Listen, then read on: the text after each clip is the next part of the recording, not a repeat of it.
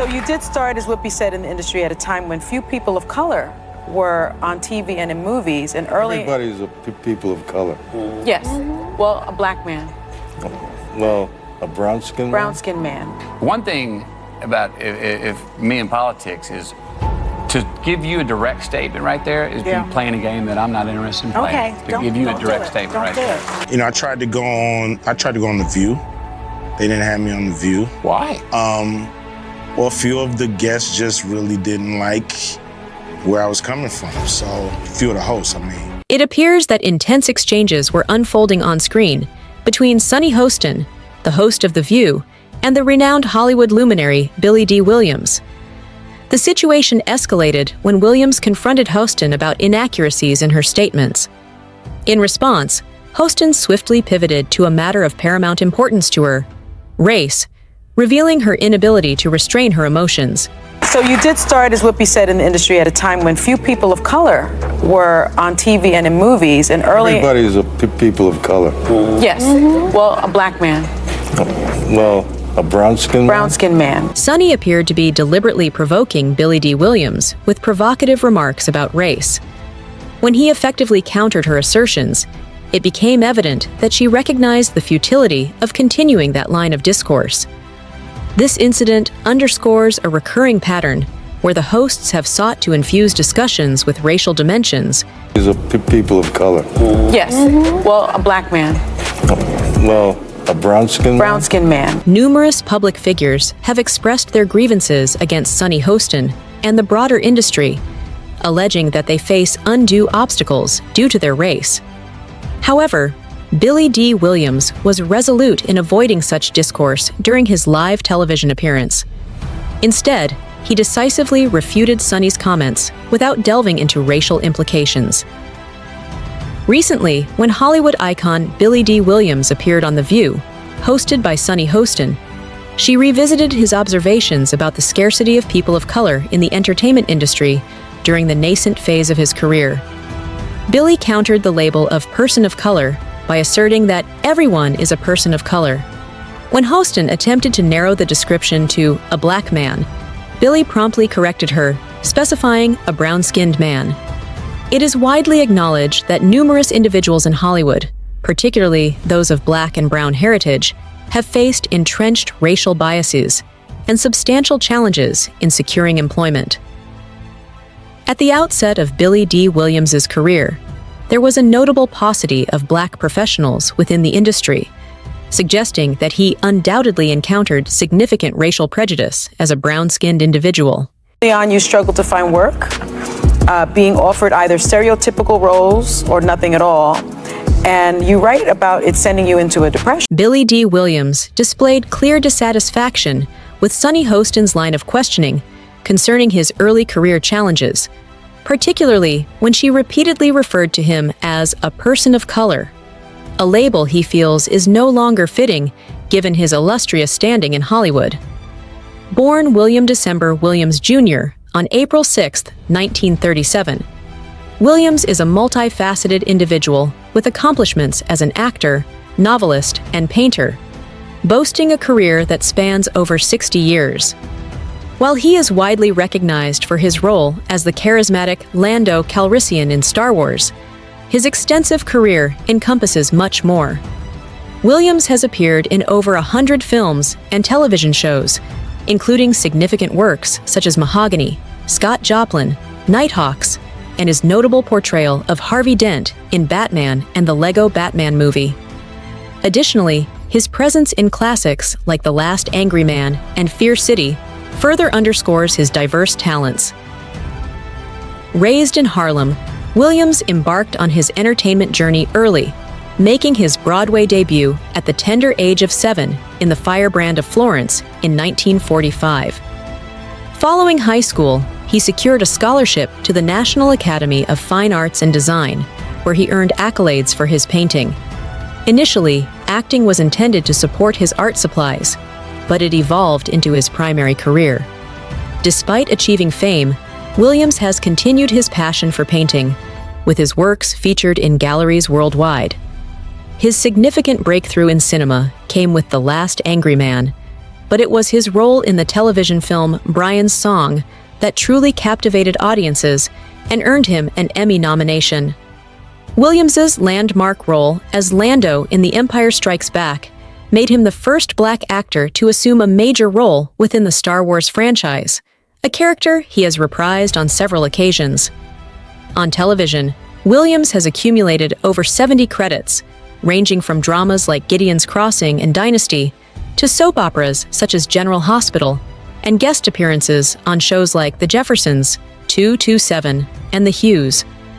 His voice work includes contributions to Titan Maximum, and he showcased his dance abilities on Dancing with the Stars in 2014.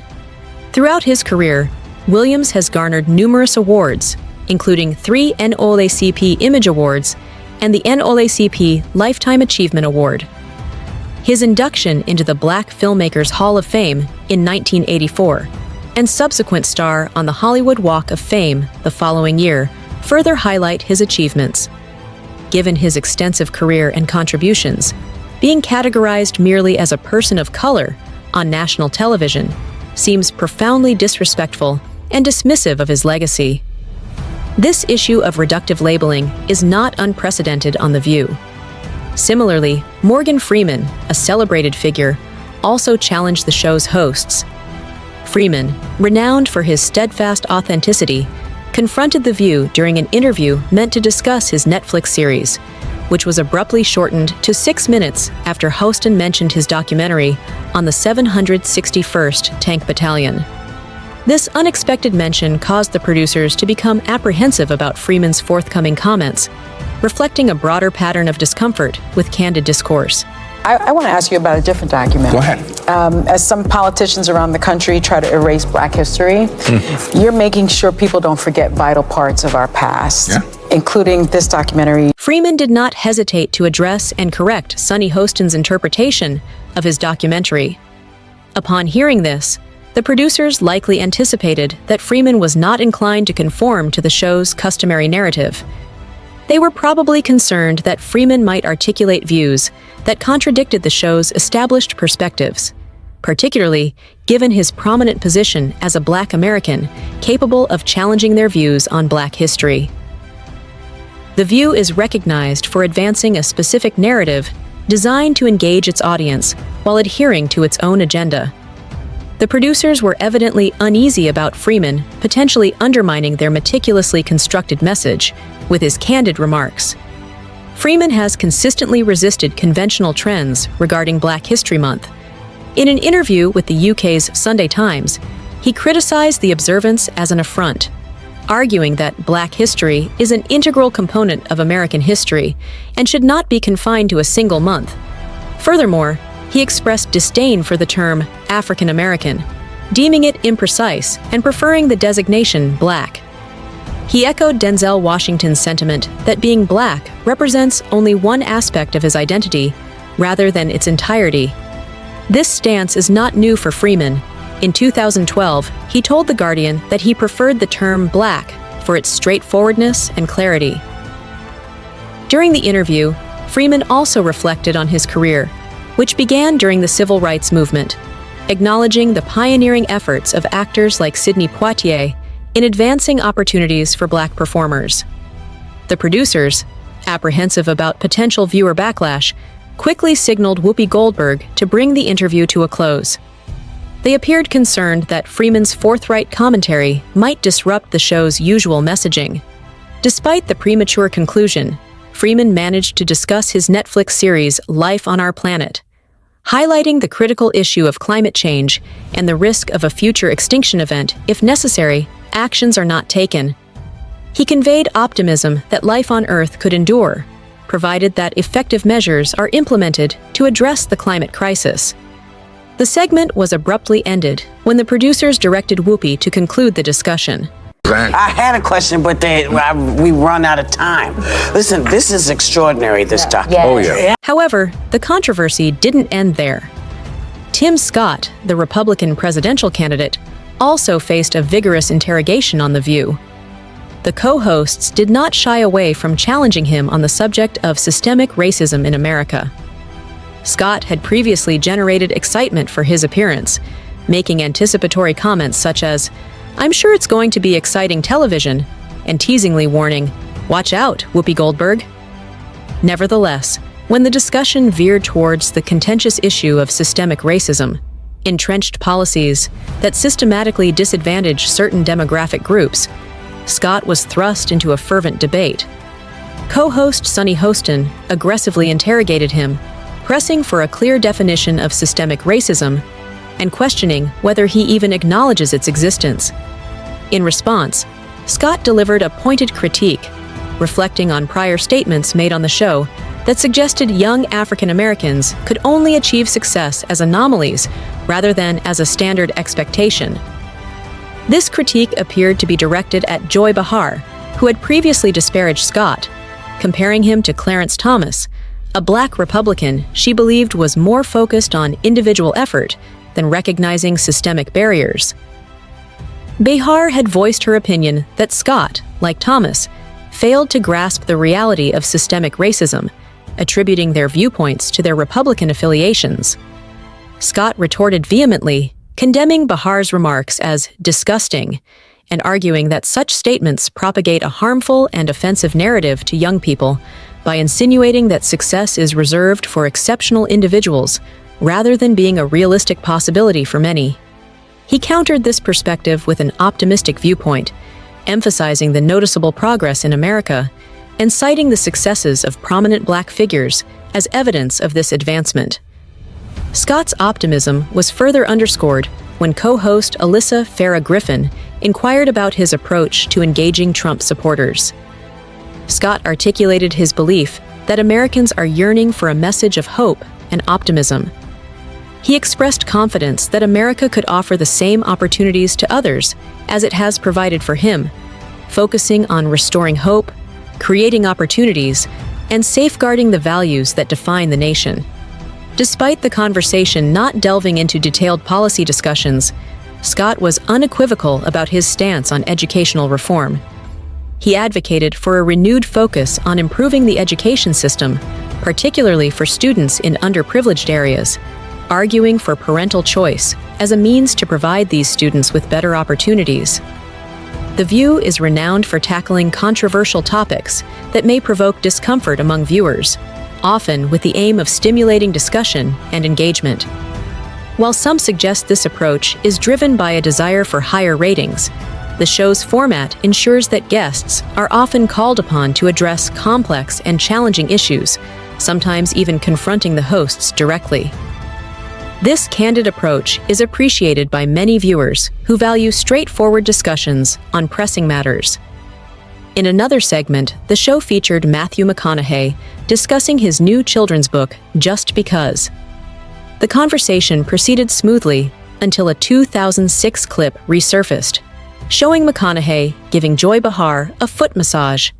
Following the clip's airing, Joy playfully placed her foot on the table, and to everyone's surprise, McConaughey complied. Whoopi Goldberg promptly intervened, suggesting they move on from the moment, which led Joy to express her gratitude, and the discussion shifted. The conversation took a notable turn when McConaughey elaborated on his new initiative through the Just Keep Living Foundation. The Greenlights Grant Initiative is designed to aid schools in connecting with grant writers to secure government funding for enhancing school safety. This initiative emerged from McConaughey and his wife's involvement in school safety measures after the tragic Robb Elementary School shooting in Uvalde, Texas. McConaughey explained that many school superintendents, who often fulfill multiple roles, find the grant application process overwhelming and lack the necessary expertise. His foundation provides grant writers to assist these schools in navigating the grant process. As McConaughey detailed his commitment to this cause, viewers began suggesting he consider running for political office. When Sunny Hostin broached the topic, McConaughey indicated that while he was not dismissing the idea, his current focus remained on fatherhood. Tensions arose when Joy queried whether McConaughey could serve as a political figure in Texas while opposing gun rights. McConaughey firmly responded that he was not interested in engaging in the political arena, which prompted Joy to acquiesce and acknowledge his position. One thing about if me in politics is to give you a direct statement right there is me playing a game that I'm not interested in playing. Okay. To give you a direct statement right there. The discordant interaction served only to amplify the controversy, igniting a substantial backlash that exemplifies the dramatic dynamics typical of The View. This kind of high-stakes drama captivates viewers, ensuring they remain glued to their screens as the hosts continue to push boundaries and provoke heated debates. The atmosphere during this particular episode was so palpably tense that it resulted in a notably memorable broadcast, prompting discussions that lingered long after the episode had ended. In a fascinating development, some high-profile celebrities, including the forthright Ice Cube, have faced bans from appearing on the show. During a revealing interview with Tucker Carlson, Ice Cube was questioned about his decision to engage with Carlson despite potential repercussions with the liberal left.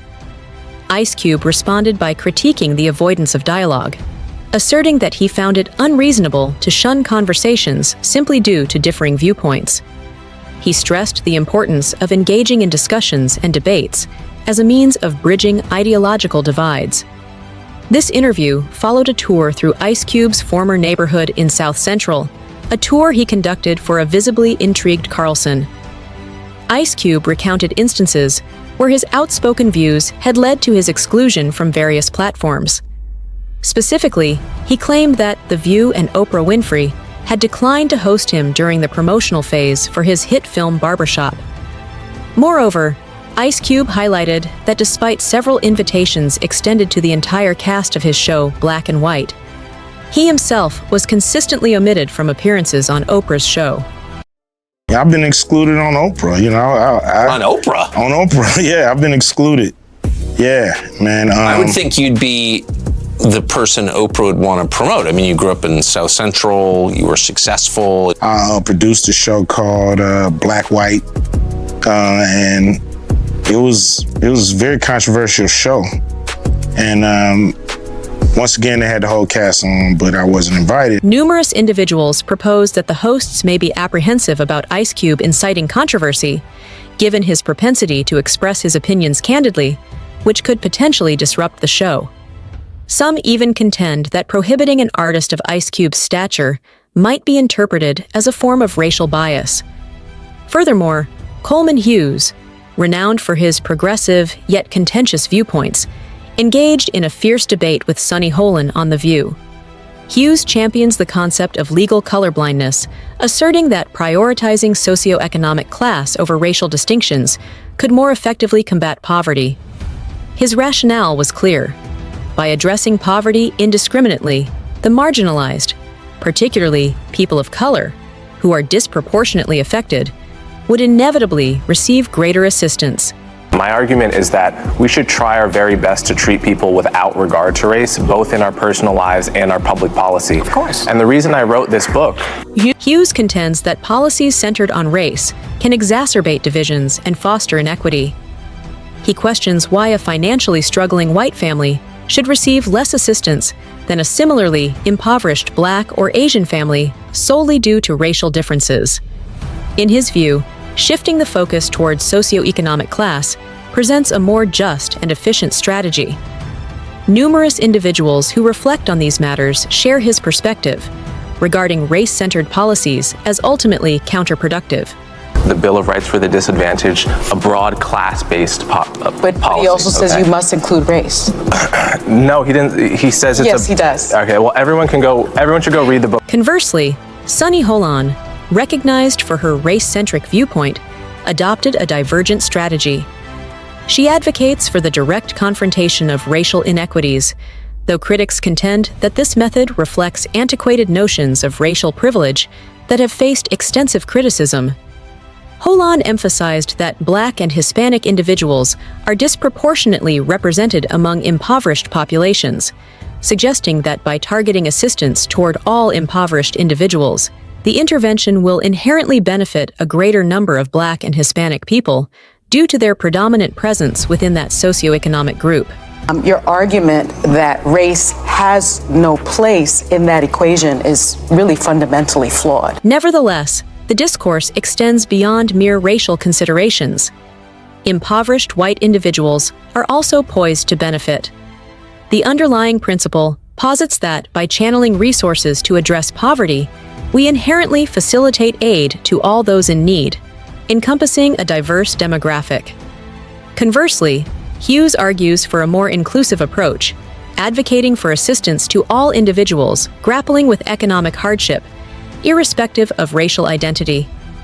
The primary objective is to confront poverty in a comprehensive manner, thereby providing support to every individual in need, rather than isolating a specific group. Sunny Holon exhibited reluctance in acknowledging these arguments. Contrarily, a segment of the audience perceived Hughes' argument as a compelling critique, with some viewing this episode of The View as a platform where Coleman Hughes adeptly illuminated Sunny's perceived inconsistencies regarding race. This perspective seems plausible, given that while Sunny often raises issues related to race, the contemporary context of the 21st century has heightened societal awareness and sensitivity toward racial issues, including among white audiences.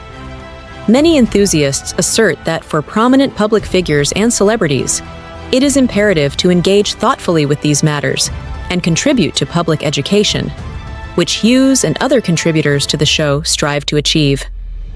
As the program persists in presenting such episodes, reinforcing its stance repeatedly, there is a growing anticipation among viewers for a potential evolution in the perspectives and viewpoints presented.